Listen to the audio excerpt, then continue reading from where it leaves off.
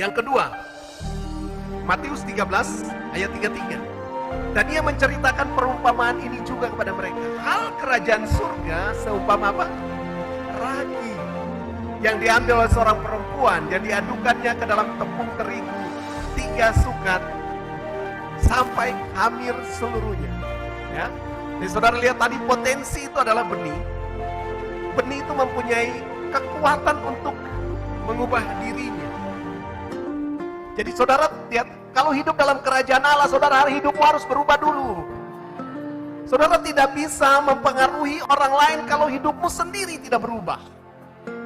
Dan jangan tuntut orang berubah kalau engkau belum berubah. Dengar baik. Kalau kita tidak berubah, kita juga tidak akan pernah melihat orang berubah. Amin. Sampai saudara berubah. Kalau saudara masih pakai kacamata ribbon yang warna merah, ya, maka saudara lihat semua yang ada di situ merah habis, tidak berubah. Kapan itu berubah? Waktu saudara buka kacamata. Artinya buka cara pandangmu. Kalau engkau masih punya cara pandang duniawi, engkau akan melihat orang duniawi. Tapi kalau engkau memiliki kacamata surgawi, maka engkau akan melihat orang itu dengan cara pandang surgawi. Sekalipun mungkin dia masih duniawi. Jadi yang berubah siapa? Saudara, lepas kacamatamu baru engkau bisa lihat segala sesuatu berubah. Amin. Setelah itu yang kedua, ini adalah nilai kekuatan untuk mempengaruhi. Ragi itu mempunyai kekuatan untuk mempengaruhi. Amin. Jadi budaya kerajaan Allah yang pertama kekuatan untuk mengubah diri, tapi kemudian kekuatan untuk mempengaruhi orang lain. Jangan saudara berusaha untuk mengaruhi orang kalau hidupmu sendiri belum diubah. Amin. Ingat, ragi ini bicara tentang nilai untuk mempengaruhi. Yang ketiga, Matius pasal 13 ayat 44 sampai 46. Hal kerajaan surga itu seumpama harta yang terpendam di ladang, yang ditemukan orang lalu dipendamkan lagi. Oleh sebab sukacita pergilah ia menjual seluruh miliknya lalu membeli ladang itu. Jadi perumpamaan ini, nilai kerajaan Allah itu sini perumpamaan tentang harta. Amin. Tentang mutiara yang paling berharga, harta yang paling berharga.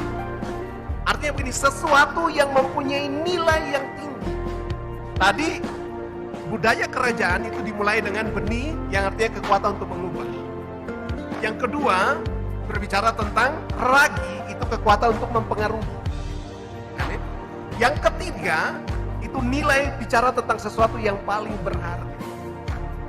Ingat, nilai budaya kerajaan surga itu paling berharga. Makanya dia bilang apa? Waktu dia mencari harta yang terpendam, menemukan, dia pulang, dia kubur dan dia pulang, dia jual dia punya semua. Baru kemudian dia datang dan beli ladang itu. Kenapa? Karena ada yang paling berharga di ladang itu. Sekian lama, kenapa kita hidup melarat terus? Kenapa kita hidup susah terus? Kenapa kita hidup miskin terus? Padahal kita rajin ibadah. Kenapa kita tipu-tipu terus? Kenapa kita babak belur terus? Karena kita tidak pernah melihat ada nilai yang paling berharga dalam kerajaan Allah ini. Amin. Saudara, seandainya saja, bayangkan ini, dalam ibadah ini saudara bisa menemukan sama yang tadi, harta yang paling banyak. Maka jam ibadah saudara ngantuk pun saudara duduk rabi biji mata di sini. Ya kan? Betul kan tidak? Merasa ibadah itu penting. Karena Alkitab bilang firman itu lebih berharga daripada ribuan keping emas. Halo? Kenapa saudara tidak dipercayai oleh Tuhan untuk berkat yang lebih besar? Sebab berkat yang lebih besar saudara tidak menilai itu, menganggap itu sebagai berkat yang lebih besar. Saudara paham tidak? Budaya kerajaan Allah itu belajar untuk menghargai nilai-nilai kerajaan itu lebih besar daripada apapun di dunia ini.